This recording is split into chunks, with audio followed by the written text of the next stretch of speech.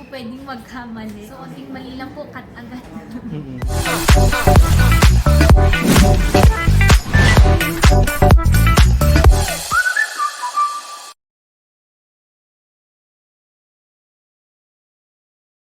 Actually, mix po, pero sa tingin ko po, like, sa mga lola din and mga bata, more on Dr. Annalyn din po talaga sila.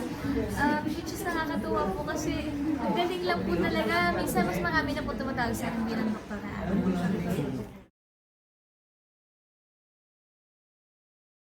Malalim po talaga din siya kasi nga po, sa tingin ko, so far, ito po yung pinaka-challenging ko kasi nga po, may mga medical terms, so kailangan po talaga maayos ang pagbigkas in order po ang lines. Hindi po pwedeng magkamali kasi nire-represent po namin yung medical field.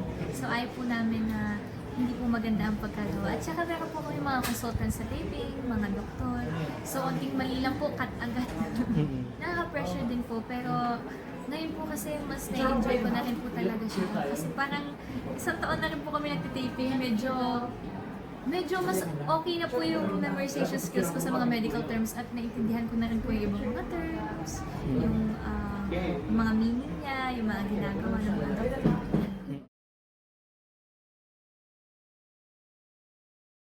Well, meron naman po mga lumalapit din po sa akin. Like, last time nagba-badminton po ako, meron po ba ng mga nurse po na nagba-badminton din? At na-recognize po nila ako kasi nanonood daw po sila ng show. So, ayun po, meron din po talaga lumalapit na mga nasa medical field. At meron din po talaga nakaka-appreciate po sa show po namin. Kaya marami po nakaka-recognize din po kay Dr. Annalyn.